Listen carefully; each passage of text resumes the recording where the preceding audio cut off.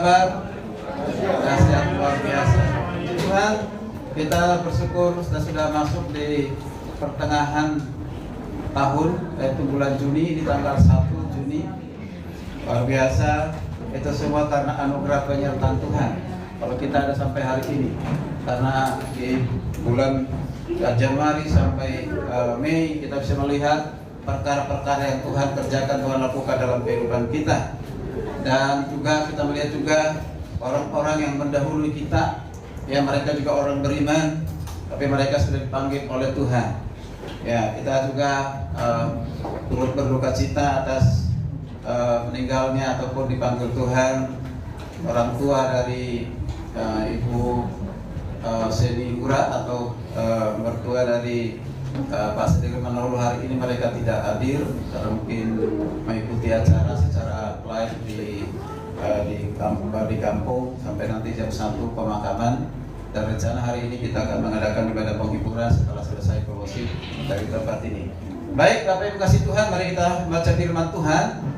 Melanjutkan kitab Markus atau Injil Markus. Kita bersyukur Injil Markus pasal 1 sudah selesai dikhotbahkan, disampaikan dan sudah masuk Injil Markus pasal yang kedua. Minggu yang lalu sudah kita juga diberkati, ya disampaikan oleh Pak Ginting, ya, dikatakan sang hamba, ya, yang mengampuni dosa. Ya, hari ini kita melihat bersama-sama firman Tuhan. Topik yang berbeda tentu, yaitu tetap sang hamba yang memanggil orang berdosa. Mari kita lihat Markus pasal 2 ayatnya yang ke-13 sampai 17 saja. Ayatnya yang ke-13 sampai yang ke-17. Kita baca bersama-sama, ya, bersama-sama dimulai dari ayat 13.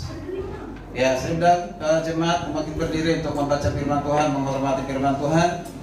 Bapak Ibu yang membaca, karena saya menggunakan PB 2, jadi nanti agak beda, ya, ada perbedaan sedikit dengan kata-kata tertentu. Silakan, 2, 3, ya.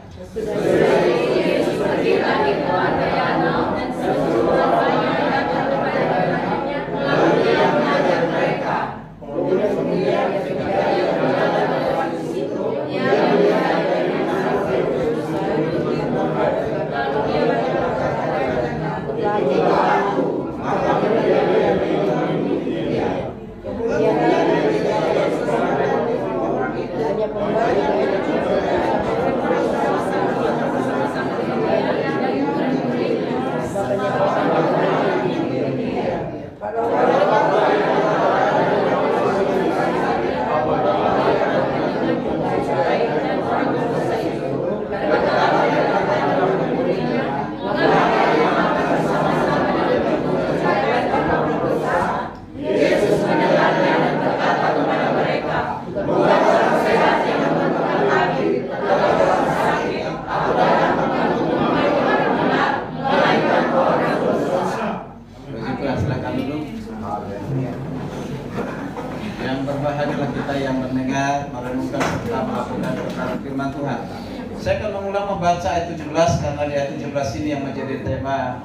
firman Tuhan. Dalam kesempatan yang berbahagia ini dikatakan Yesus mendengar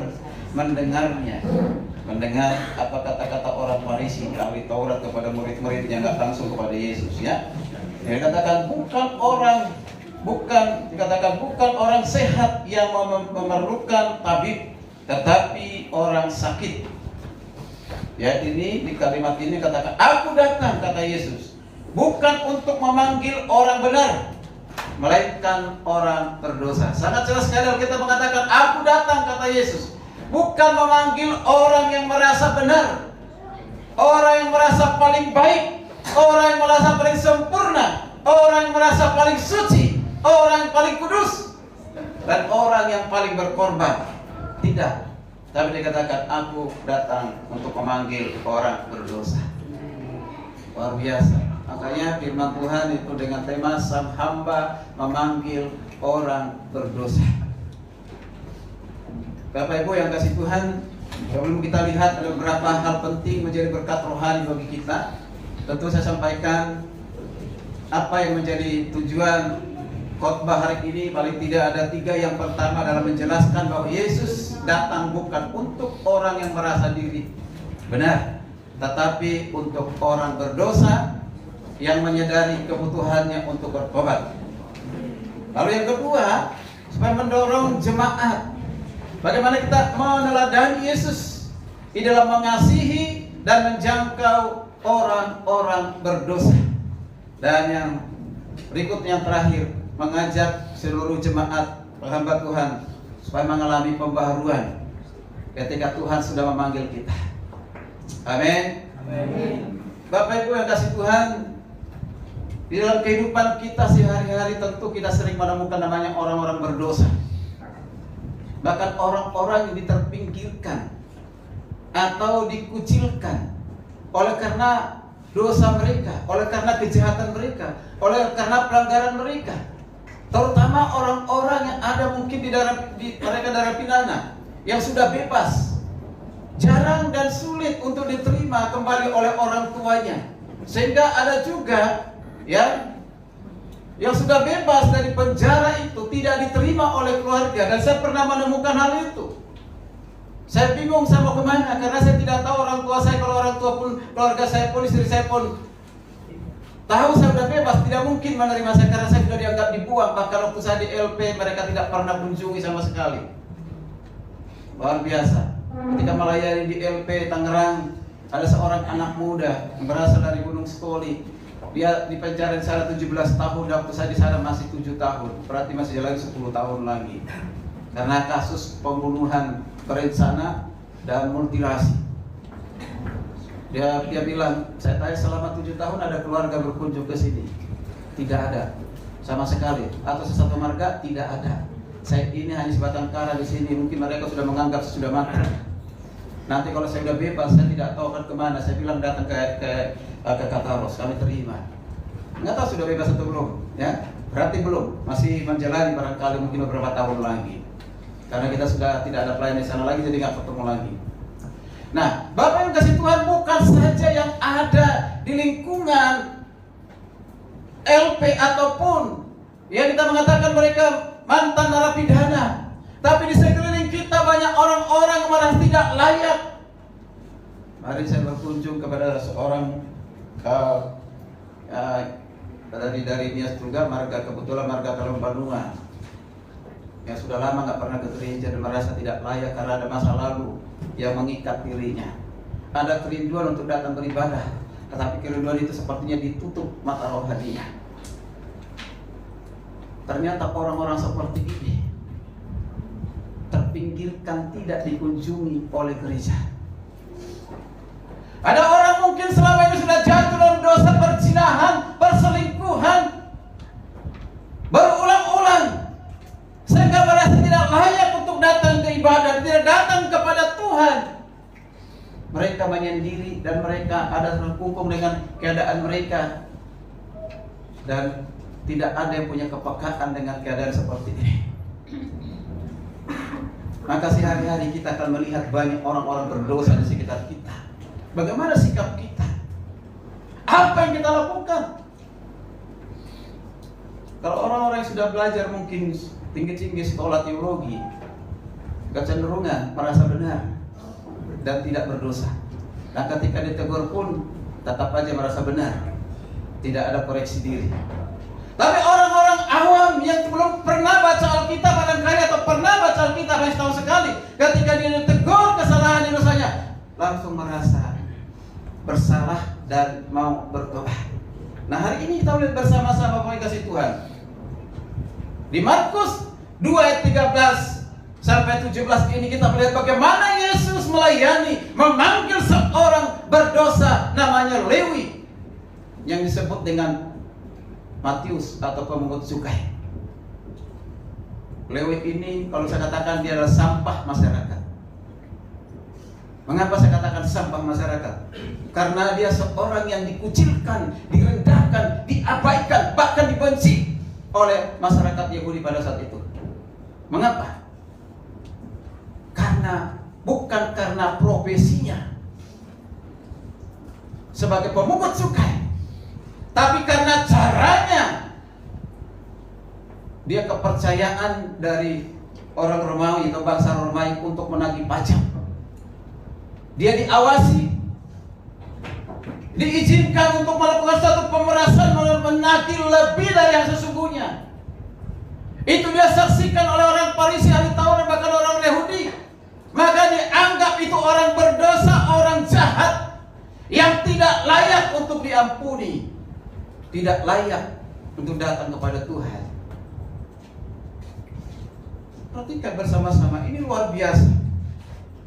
Yesus bukan menghindari ketika dikatakan dia orang berdosa loh. Dia melakukan kejahatan, pemerasan loh Yesus. Orang Farisi bilang dan ahli Taurat bilang seperti itu. Duduk dan makan bersama dengan orang berdosa. Mengapa sampai orang Farisi orang Taurat mengatakan begini? Karena menempatkan diri selalu orang paling benar, paling tahu firman. Bahkan kadang-kadang firman diserang dengan firman, menggunakan hukum Taurat. Maka berhadapan dengan Yesus, cara menggunakan mereka hukum Taurat, perjanjian lama. Dalam hal ini juga kita melihat demikian. Ketika Yesus mengampuni dosa seorang wanita yang berdosa kedapatan berzina, orang Farisi yang Taurat bilang apa? Di dalam hukumnya Musa, orang yang ketahuan berzina itu harus dihukum, dirajam dengan batu, harus dikonsumsi mati dengan batu. Itu benar dalam hukum Taurat. Tapi bagaimana Yesus menyikapi orang Farisi ini, menghadapi orang Farisi ini? Kalau dikatakan udah rajam aja dengan batu sesuai dengan hukum Musa, bagaimana kasihnya kepada perempuan itu yang sudah berlutut di hadapannya? Atau dikatakan, hai perempuan, engkau berzina, engkau masuk neraka, pergilah. Apakah seperti itu? Tidak. Tapi Yesus punya hikmat yang luar biasa. Dia katakan, siapa di antara kalian yang tidak berdosa, silakan lebih dulu melempar wanita ini, perempuan ini. Yesus menunggu sambil menulis di tanah. Lalu setelah bangkit Yesus lihat di mana mereka yang menghakimimu. Oh, tidak ada, mereka pergi. Mengapa? Lewat teguran yang sangat keras dari Yesus, mereka sadar bahwa mereka juga orang-orang berdosa.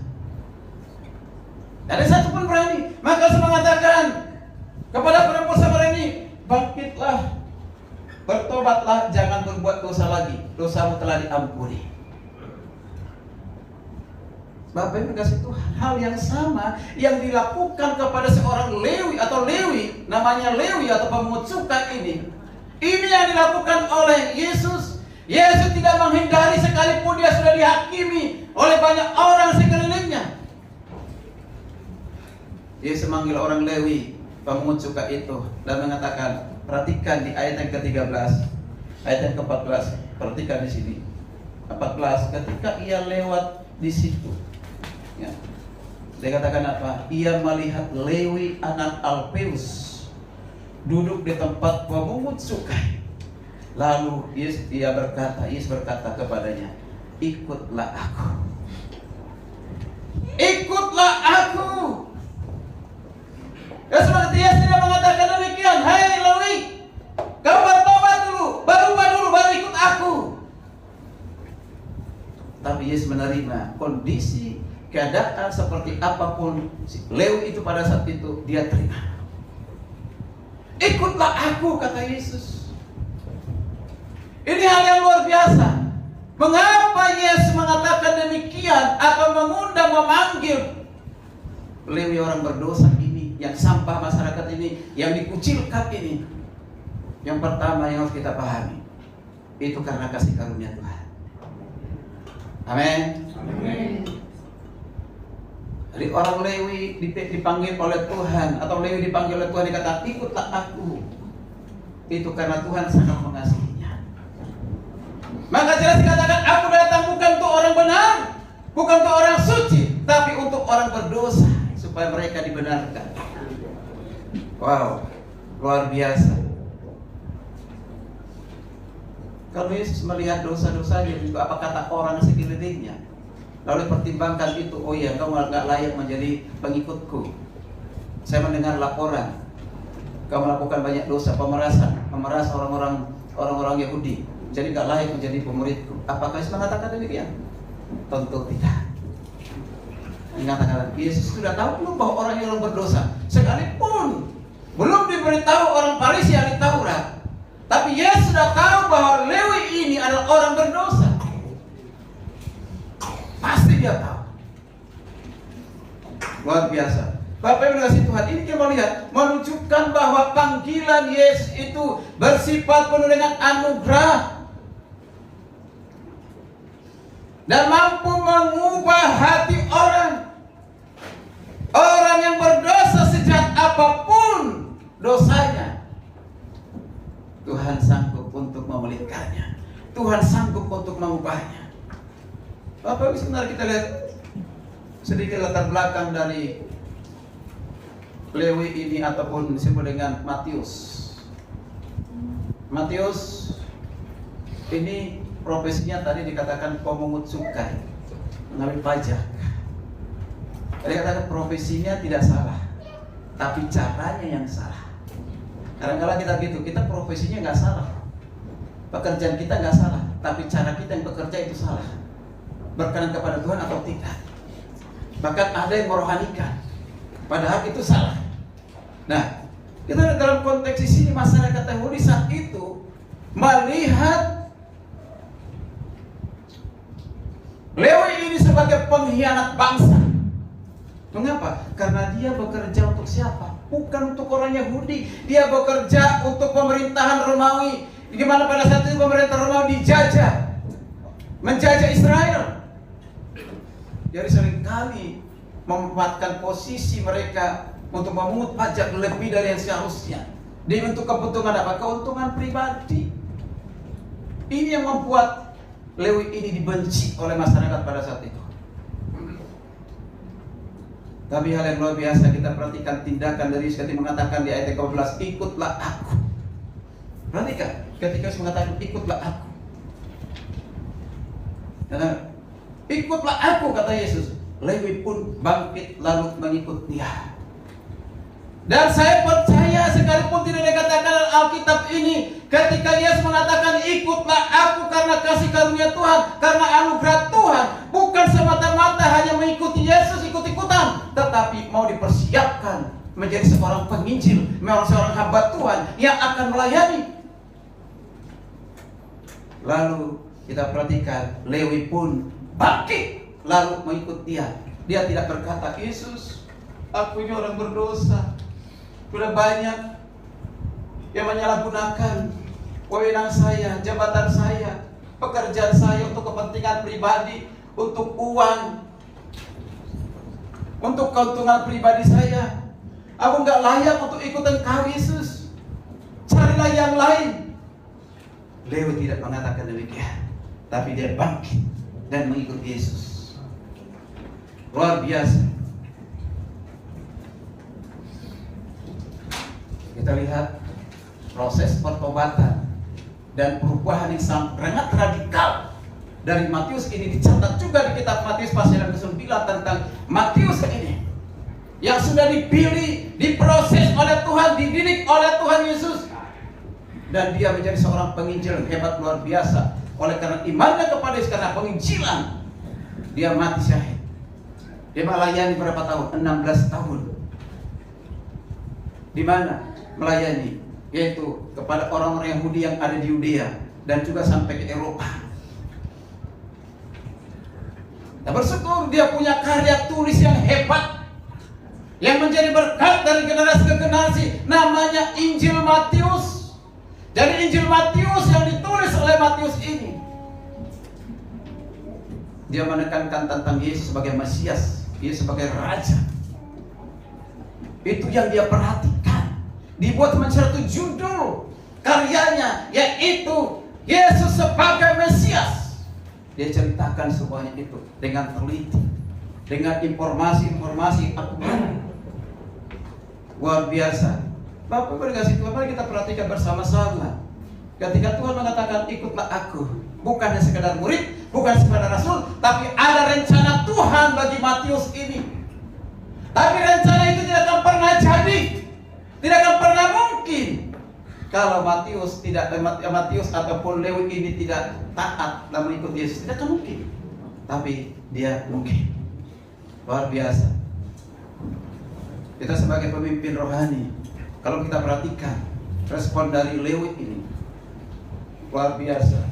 Bagaimana kita bisa melihat dengan kepekaan rohani orang-orang di sekitar kita yang membutuhkan Yesus, yang membutuhkan perubahan, yang menyalahkan diri sendiri, merasa paling berdosa.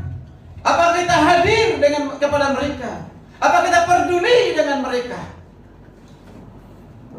Dan tidak mungkin itu bisa kita baca, kita tahu hanya bertemu di gereja seperti ini. Tapi akan kita tahu secara pribadi ketika kita berkunjung, kita bicara, kita ngomong seperti Yesus. Berinisiatif. Bukan Lewi ataupun Matius yang datangi Yesus, tapi Yesus yang mendatangi dia pada saat sedang memungut cukai. Yesus yang datang, itu inisiatif dari Tuhan Yesus. Bukan karena dorong oleh perasaan melihat kasihan. Tidak karena melihat kasih yang besar, bukan kasihan. Karena kasih yang besar, Yesus mendorong hatinya untuk menyelamatkan Lewi ini. Bapak dan kasih Tuhan, jadi keselamatan itu diterima oleh seorang bukan karena usaha, bukan karena pekerjaan. Kalau kita pun dipanggil menjadi hamba Tuhan, siapapun kita, bukan karena kita memenuhi syarat, bukan karena kita layak untuk itu. Kalau kita pun menjadi anak Allah, menjadi jemaat Tuhan, bukan karena kita layak. Semuanya kita orang berdosa, saya orang berdosa, kita semua orang berdosa, tapi semua karena dilayakkan oleh Tuhan. Itu disebut dengan kasih karunia. Orang yang tidak layak dilayakkan oleh siapa? Tuhan. Kalau dia udah persyaratan, satu pun tidak ada yang memenuhi syarat, karena kita semua orang berdosa. Kita lihat respon dari Lewi ini apa dilakukan tanpa ragu. Lewi meninggalkan pekerjaan dan mengikuti Yesus. Berarti ini tindakan mencerminkan pertobatan yang sejati, kesediaan untuk meninggalkan kehidupan lama lalu mengikut Kristus. Ini menunjukkan panggilan Yesus, panggilan yang dahsyat dan penuh kuasa itu, panggilan anugerah itu yang mengubah Lewi, yang mengubah Matius ini, dan perubahan secara total. Terima kasih Tuhan. Maka hal yang pertama sekali katakan, terutama kita para hamba Tuhan, jangan menunggu dikunjungi oleh jemaat. Jangan minta untuk dikunjungi oleh jemaat, tapi kita yang berinisiatif. Jangan menunggu tetap pergi melakukan pemberitaan Injil, tapi kita harus pergi mengambil prakarsa untuk memberitakan Injil. Maka saya senang sekali setiap orang berbicara tentang Injil. Itu luar biasa. Itu sangat tersentuh di hati. Daripada katakan, aku sembuh dari sakit penyakit, hari ini hutang saya lunas, hari ini saya dapat sponsor, dapat mitra, dapat apa saja. Buat saya itu biasa saja dan tidak membuat saya haleluya puji Tuhan. Tapi ketika mau beritakan Injil, maka saya katakan puji haleluya sampai 12 kali. Amin. Amin. Amin. Terima kasih untuk Ibu Tarigan. Sekalipun dalam kondisi suami sakit, dia tidak tahu, bahkan hanya punya iman suaminya sembuh. Amin. Tetapi dalam kondisi seperti itu tidak mudah Bapak Ibu kasih Tuhan tetap memberitakan Injil kepada orang-orang sekitarnya melalui kesaksian pribadinya. Dan beberapa video yang dikirim ke saya tidak dikirim di grup. Wow, luar biasa. Bahkan membacakan kitab Roma. Roma berapa Ibu Tarigan? 15. Dibacakan kepada mereka, semua itu muslim. Tinggal Roh Kudus yang bekerja. Itu luar biasa. Senang sekali ketika seperti itu. Waduh, kalau seluruh jemaat seperti ini, waduh, ya. Jadi jemaat kita di sini adalah jemaat-jemaat yang orang yang bertobat. Ya, amin. Amin. Kalau sudah berjumpa dengan Tuhan. Kalau masih seperti ini kan ini musiman. Ya, hanya tempat pembinaan buat mereka. Suatu saat mereka akan pergi. Kalau ada mereka masing-masing sesuka hatinya atau sesuka hati Tuhan. Ya lah Pak, nanti ini yang ada ini kan sebentar lagi akan pergi nih. Tinggal lagi beberapa orang kan. Ya, ada siapa itu, si Gilbert juga nanti kita tahu, ya kan, akan kemana, gitu kan? Ada yang lain-lain. Jadi saya tidak mau fokus pada mereka ada di asrama dan harus wajib ikut ibadah, itu bagian dari pembinaan, bukan bagian untuk merebut jemaat, bukan. Karena itu dari awal sudah dikatakan seperti itu. Jadi selalu katakan jangan karena perpindahan, tapi karena penginjilan. Amin. Mari kita bersama-sama. Hal yang kedua yang kita perhatikan di sini. Saya tidak perlu jelaskan makna anugerah. Tadi sudah katakan anugerah itu kasih karunia, itu adalah Tuhan memilih orang-orang yang akan ikut Dia menyelamatkannya hanya karena kasih karunia. Kalau bukan karena kasih karunia, saya tidak mungkin. Ini menegaskan bahwa keselamatan itu adalah inisiatif dari Tuhan. Amin. Amin. Bapak Ibu, ada satu ilustrasi mungkin sudah pernah sampaikan ini dalam hal kasih karunia. Dan mungkin pernah Bapak Ibu dengar cerita ini. Satu ilustrasi, itu ada seorang ibu punya putra, mengorbankan dirinya mati demi anaknya. Setelah mendengarkan vonis atas kejahatan yang dilakukan anaknya, yang satu-satunya anaknya itu divonis hukum mati. Dan di kota itu hukum mati itu diingatkan dengan bunyi lonceng. Lonceng itu pertanda bahwa ada yang akan dieksekusi. Apa yang dilakukan oleh ibu yang mengasihi anaknya sekalipun melakukan kejahatan, sudah divonis mati, dia naik ke atas sampai dia berhasil sampai ke lonceng itu. Itu ada lonceng kalau diikat dua bunyi begini, tong tong tong. Saya ingat kalau seperti di gereja saya dulu, di gereja KBP Kuala itu, saya udah pernah naik ke atas, saya pernah lihat. Ya kan, karena nakalnya naik ke atas, ya. Nah, itu besar. Sudah saatnya sebelum terjadi dibunyikan lonceng ini, ibu ini sudah naik ke atas. Udah jamnya, ditahan. Dia tahan itu benda yang sangat berat itu supaya jangan bunyi. Dia bilang tidak bunyi, tapi yang terjadi apa? Kepalanya puk puk puk sampai berdarah-darah kepalanya itu. Dan dia tewas cepat. Dan dilihat dari atas ketika dinyalakan, kenapa ini gak bisa? Tapi dilihat al-bojo itu lihat ada darah mengalir. Mereka melihat ada seorang ibu yang sudah mati di atas. Mereka tahu ini demi kasihnya kepada anaknya tidak rela dihukum mati, lebih baik saya mati. Apa maksud makna dari ilustrasi ini? Itulah yang dilakukan oleh Yesus. Karena dosa dan kejahatan kita manusia ini, karena pelanggaran kita, karena kemunafikan kita, apapun itu, ketika Yesus mati di kayu salib yang hari ini kita perjamuan kudus, Dia darahnya mengalir di kayu salib, dan salib itu penuh dengan darah. Dia lakukan itu untuk saudara dan saya. Amin. Karena kasihnya itu disebut dengan kasih karunia. Luar biasa. Ada lagi satu kesaksian dari seorang pendeta. Gembala sidang mendengarkan suatu pertobatan dari seorang Pak Pendeta, saya sudah 30 tahun hidup dalam kejahatan. Segala jenis kejahatan saya sudah lakukan. Main perempuan, gonta ganti, pencurian, pencopetan, korupsi, dan semuanya. Kalau saya sudah nikmati. Tidak ada dosa yang saya tidak nikmati. Tidak ada dosa kecil-kecil saya nggak mau itu. Udah 30 tahun saya melakukan itu. Bahkan saya pun ke gereja seolah-olah saya ingin menebus dosa, tapi saya tidak menikmati. Tapi dengan usia 30 tahun, ketika saya mendengarkan suatu firman Tuhan tentang pertobatan, bahwa Yesus menerima orang berdosa sebesar apapun dosamu, apapun yang kau lakukan masa lalu, hari ini ketika kau datang kepada Yesus, Yesus menerimamu dan engkau bertobat dan engkau akan diterima apa adanya. Dia mendengarkan khotbah itu, membuat hatinya sedih, menangis, lalu dia berlutut. Setelah melakukan pencurian selama 30 tahun, keluar masuk penjara. Dan saya percaya itu adalah karena pekerjaan Roh Kudus. Itu karena Tuhan yang sudah menjamah hatinya. Dia diselamatkan dari 30 tahun itu. Cuma berhenti berbuat dosa dan bertobat. Dan saat dia bertobat, itu karena kasih karunia Tuhan, inisiatif Tuhan. Dia selama ini sudah mendengarkan Injil, sudah mendengarkan nasihat, sudah mendengarkan teguran, tapi nggak bertobat juga. Maka firman Tuhan mengatakan, firman Tuhan ketika diberitakan tidak pernah kembali sia-sia. Hari ini belum bertobat, mungkin besok, mungkin lusa. Amin. Karena itu jangan pernah jenuh-jenuh menyampaikan firman Tuhan kepada orang yang sama, yang mungkin bebal, ya kan? Gitu.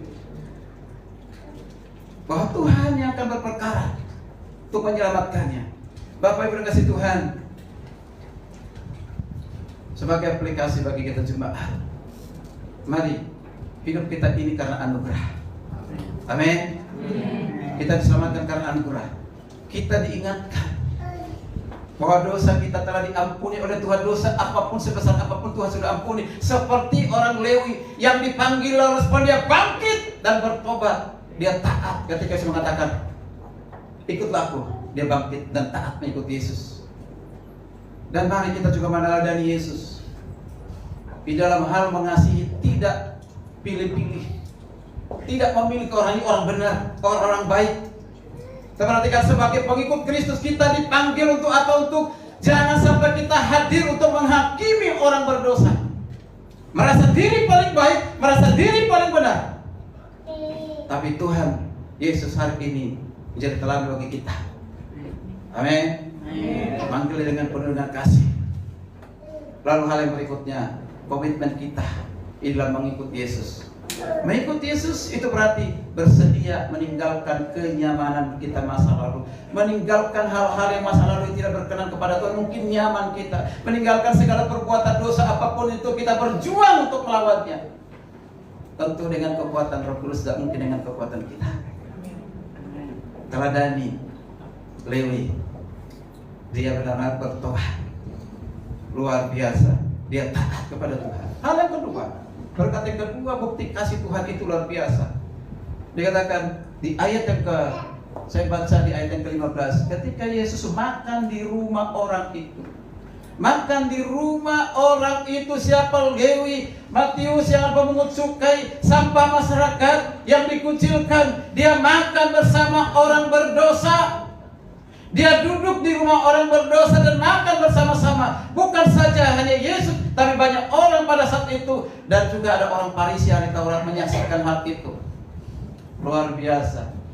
Bayangkan ini, ada orang dari pidana pergi baru keluar dari penjara gitu kan, harus segala kejahatannya, lalu datang kepada kita, mau bersekutu dengan kita. Lalu orang tahu, itu Pak Dok, itu kan penjahat itu, kok mau bergabung dengan penjahat? Bagaimana sudah keluar dari penjara pun itu tetap penjahat, namanya tidak pernah namanya penjahat bersih, itu tetap penjahat. Mungkin ada orang-orang sekitar situ mengatakan, kenapa kalian keluarganya sendiri tidak menerimanya dia lagi? Lalu apakah kita sama dengan keluarganya? Apapun kata orang tentang dia yang berdosa itu, kalau kita punya kasih, kalau kita punya hati, tetap kita bersekutu dengannya, bersahabat dengannya, bahkan mengajaknya. Kamu baru keluar, sudah makan belum? Belum, ayo makan. Terima kasih Tuhan. Tawarkan makan. Di sini makan ini berarti suatu persekutuan. Itu makan beneran loh. Itu suatu persekutuan. Yesus mau duduk dengan orang berdosa. Artinya apa di sini yang menjadi aplikasi bagi kita? Siapapun kita ini hamba Tuhan, jemaat, jangan kita menjaga diri ada image jarak jauh dengan orang ini. Karena apa? Dia orang berdosa, orang jahat. Aku ini orang paling suci, kudus, sehingga kita tidak mau menyatu dengan orang itu. Atau merasa dia orang bodoh yang tidak tahu apa-apa, kita orang pintar. Yesus tidak melakukan itu. Jadi hal yang kedua kita lihat ayat 15-17 ini adalah Yesus bersahabat dengan orang berdosa, sekalipun dia pengkhianat menurut orang-orang Yahudi. Mari kita perhatikan, ada kritik dari orang-orang Yahudi. Perhatikan di ayat yang ke-18. Pada waktu itu ahli-ahli Taurat di golongan Farisi melihat bahwa ia makan dengan pemungut cukai. dan orang berdosa. Dikatakan pemungut cukai dan dikatakan orang berdosa. Berkatalah mereka kepada murid-muridnya. Saya juga bingung nih. Kalau Yesus ada di situ, kenapa ini orang Farisi dan Taurat ini tidak bicara langsung kepada Yesus? Ini namanya pengecut. Seringkali ada orang menegur dosanya orang lain, lihat orang lain bukan langsung. Bahkan jadi gosip. Karena kalau hanya A, B, C, D, jadi A sampai Z. Ya kan? Nah itu. Yang tidak benar jadi dibenarkan. Yang benar jadi kebohongan. Kebohongan jadi benar. Kenapa? Karena sampai kepada orang kedua, orang ketiga udah beda. Itulah namanya gosip. Orang senang dengan gosip. Semakin digesek semakin. Nah itu. Ya, bukan hanya ibu-ibu loh. Sekarang ini serang begitu. Bapak-bapak pun sudah mulai. Makanya bapak-bapak ini jangan ceritakan tentang istrimu kepada suami orang lain. Nanti dikasih pun begitu ya. Nah, didekati nanti istri kita. Persoalan keluarga, persoalan istri, persoalan suami cukup di rumah dan cukup di rumah dengan Tuhan. Amin. Amin. Tidak usah sampaikan itu kepada orang lain seperti apapun itu suamimu. Apa yang kasih tahu seperti apapun istrimu. Ya. Kalau kita dengar, jangan langsung percaya. Selidiki dulu benar enggak? Kalau benar, kita datang bukan sebagai hakim, tapi kita datang, aduh, kasihan ya apa yang harus dilakukan. Kalau mau dikunjungi dan kamu didoakan. Amin. Amin.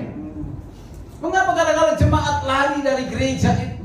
Mereka bukan hanya di gereja kita, di gereja yang lain. Karena dianggap di gereja itu semua yang adalah hakim orang-orang benar, sehingga dia merasa dia tidak nyaman. Ditambah lagi dengan khotbah yang mungkin tidak ada hikmat. Ketika ada orangnya menyebut lagi dosa itu, kadang-kadang seperti dia tersinggung. Apa kasih Tuhan? Makanya Yesus di sini respon dari orang, responnya Yesus kepada orang Farisi ini. Jangan sampai kita ada orang-orang Farisi di sini, ahli Taurat. Maka saya ingat waktu Pak James Sirait dikatakan kita ini orang-orang Farisi. Saya nggak tersinggung sama sekali, tapi saya koreksi diri. Benar kan? Ya mungkin orang Farisi itu maksudnya gini. Orang Farisi itu tidak semua jahat. Bukan berarti semua kelakuannya kejahatan. Oh dia tahu kebenaran, itu hebatnya. Dia ahli Taurat. Belum tentu kita ahli. Tetapi kelemahannya, kekurangannya adalah dia hanya ahli, tetapi tidak menjadi pelaku. Berkata-kata dengan khotbah dengan pintar, hebat, luar biasa, tetapi bagaimana kehidupannya sehari-hari, itu yang dilihat oleh orang. Dan itu kita nggak bisa baca seseorang itu hanya pada saat di mimbar pelayan gereja, tapi dalam kehidupan sehari-hari. Bapak Ibu kasih Tuhan, maka Yesus mengatakan di ayat yang ke-17 sangat jelas sekali kata Yesus. Yesus mendengarkan dan berkata kepada mereka, kepada orang Farisi, bukan orang sehat yang memerlukan tabib, tetapi orang sakit. Dokter tidak dibutuhkan oleh orang sehat, tapi dokter dibutuhkan oleh orang sakit. Sebenarnya kalau tidak ada orang sakit, tidak perlu ada rumah sakit. Tapi kenyataannya rumah sakit semakin bertambah. Kenapa? Itu bisnis luar biasa. Karena apa? Tidak mungkin manusia tidak sakit. Pasti ada pasien. Kecuali rumah sakitnya tidak berkualitas, tidak bermutu. Setiap orang masuk mati. Nah. Ya gak mau berita. Kemarin baru dengar mati. Nah. Penyakit yang tidak parah jadi lebih parah. Salah operasi. Mengapa salah diagnosa? Sakit perut dikasih obat kepala. Sakit kepala dikasih obat mencret. Itu salah. Nah, kenapa kalau nggak begitu ya obat nggak laku? Kan obat itu bisnis yang paling hebat tuh. Uang yang paling hebat itu, makanya obat-obat yang sangat sekarang kita ada Panadol, ada banyak hal kita lihat di situ. Lalu dulu saya pernah belajar farmakologi, saudara.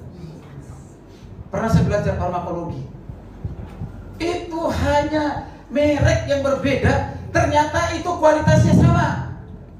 Diproduksi di tempat yang sama, dan ketika diambil baru berbeda mereknya. Mereka katakan, oh itu paling baik untuk sakit kepala ini, padahal belum tentu. Mana cocok-cocokan. Mari kita lihat bersama-sama. Yesus mengatakan di sini, ya, oh tabib tidak dibutuhkan oleh orang sehat, tapi orang sakit. Artinya apa? Yesus mengatakan di sini bahwa dia datang bukan untuk orang benar, tapi untuk orang berdosa. Maka dia katakan kalimat berikutnya, bukan dikatakan aku datang bukan untuk memanggil orang benar, melainkan orang berdosa. Inilah kata-kata seorang sahabat. Inilah kata-kata seorang yang mengasihi dengan kasih karunia. Inilah kata-kata yang benar-benar bisa menyentuh hati orang ketika dia berkata demikian. Yesus mendekatinya dan katakan kepada orang-orang Farisi Taurat, aku datang bukan untuk orang yang gak benar. Kalau sebenarnya ini bisa tunjuk hidung ini. Mengapa? Kalau Yesus mengatakan, Farisi Taurat, kau itu orang benar. Bisa tunjukin seperti itu karena mereka menempatkan dia orang benar. Maka Yesus mengatakan kepada semuanya tentunya, aku datang untuk orang berdosa supaya dibenarkan. Amin. Ini contoh yang baik, yang luar biasa.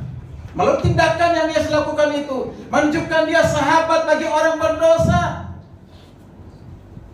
Yesus menunjukkan kasih dan anugerahnya yang luar biasa, melampaui batas dari apapun yang ada di dunia ini, dari batas manusia. Kalau manusia sekarang ini mengasihi, mengampuni karena dikasihi, karena diampuni, memberi karena diberi, berharap untuk diberikan, maka dia memberi. Itulah dunia. Tapi Yesus tidak mengajarkan kita demikian. Amin. Kalau kita berbuat baik kepada orang yang tidak mungkin membalas berbuat baik kepada kita, itu hebat. Itu hebat. Kalau tidak mungkin tidak mengharapkan balasan dari orang itu, barangkali kita bantu dari apa uang, dari apapun itu. Kalau saya mengatakan saya tidak pernah pinjamkan uang kepada siapapun. Kenapa? Kalau dipinjamkan nanti nggak bisa bayar, nggak enak ketemu dengan saya. Bahkan mungkin tidak mau datang ke gereja lagi. Lebih baik maaf, saya bisa pinjamkan tapi bantu sekiannya. Itu lebih baik. Dia nggak merasa bersalah, saya juga nggak merasa bersalah, senang ketemu dengannya. Tidak ada dusta di antara kita. Amin. Luar biasa. Maka kita ada di sini. Apa yang dilakukan oleh yang ketiga? Lanjut yang ketiga. Ini yang lakukan Yesus. Ya. Yesus melakukan apa? Konfrontasi dengan sikap orang Farisi yang jelas dia katakan bukan orang sehat yang memerlukan tabib, tetapi orang sakit. Dia kata Yesus datang bukan untuk memanggil orang benar, melainkan orang berdosa. Bapak Ibu, artinya di sini Yesus tidak menghakimi orang maksudnya Matius ini atau Lewi ini, tidak menghakimi. Bahkan tidak menghakimi orang-orang Farisi dari Taurat, tidak menghakimi siapapun pada saat itu. Dia menyampaikan misinya adalah untuk menyelamatkan orang berdosa. Hari ini kita bersama-sama, kalau kita sadar kita orang berdosa, bagaimana reaksi kita? Reaksi kita datang mengaku dosa di depan Tuhan, atau reaksi kita ketika kita ditegur kesalahan kita, lalu kita bela diri? Kecenderungan memang manusia bela diri, kecenderungan seperti itu. Maka saya katakan, orang yang bela diri atas kesalahannya, dia tidak akan pernah bertobat, tidak akan pernah berubah. Dia akan seperti itu terus. Saya ini termasuk banyak orang yang ditegur oleh kepala sidang saya, Pak Wali Padim Solang dulu, waktu kita ke GKRI Immanuel. Banyak teguran. Buat saya itu seperti Tuhan. Benar, jadi seperti Tuhan itu menegur itu langsung gitu, lihat beliau itu. Maka saya salah satu anak didik beliau, berkasih Tuhan. Biasa bicara tentang visi misi, bicara dengan teologi, biblika, sistematika, dan yang lain sebagainya. Ketika melihat hal-hal yang menurut dia itu tidak sesuai, dia tegur dengan penuh kasih. Dan ada proses-proses yang memang yang sakit, tetapi kita rasa sakit itu kita lewati, sehingga itu menjadi suatu cerita mengapa kita bisa bertobat. aplikasi bagi kita, Bapak kasih Tuhan. Mari kita jangan menghindari orang berdosa, atau jangan menghakimi orang berdosa. Sebagai pengikut Kristus, kita diajak untuk tidak bersikap seperti kaum Farisi tadi, yang cepat menghakimi orang lain berdasarkan status dan masa lalu mereka. Mari kita meneladani kasih Kristus. Kita dipanggil untuk meneladani kasih Yesus dengan menjalani hubungan, dengan menunjukkan kasih kepada mereka yang dianggap mungkin sampah masyarakat, orang berdosa. Dan menyadari bahwa kita butuh namanya anugerah pengampunan dari Tuhan setiap hari. Amin. Amin. Amin. Mari kita bangkit berdiri. Kita akan mensyukur firman Tuhan sebagai tutup. Bapak Ibu kasih Tuhan, bagi kita yang sudah percaya kepada Kristus, sekali lagi mari kita meneladani Yesus di dalam melayani orang-orang berdosa, tidak menghakimi dan merasa benar, tetapi mengasihinya dengan pengampunan, dengan kasih karunia. Bagi kita gereja saat ini, gereja harus menjadi tempat yang terbuka bagi semua orang. Kalau datang ke gereja orang berdosa, jangan kita hakimi, kita dekati. Jangan kita anggap mereka adalah sampah masyarakat, tidak perlu datang ke gereja. Kita terima mereka, ampuni segala dosa kesalahan mereka, karena Tuhan punya hak atas mereka. Kita hanya sebagai hamba Tuhan. Puji Tuhan. Mari bersama-sama ucap syukur firman Tuhan hari ini. Yang kita lakukan 3 hal. Yang pertama, bahwa keselamatan itu mengikuti Yesus karena kasih karunia Tuhan. Bisa dari Tuhan. Lalu kedua, kita harus bersahabat dengan orang berdosa. Ketiga, jangan kita datang menghakimi seperti orang Farisi yang kita menghakimi. Tuhan, mari kita bisa tunaikan pujian sebelum kita masuk ke perjalanan. Tuhan, ku cari wajah-Mu.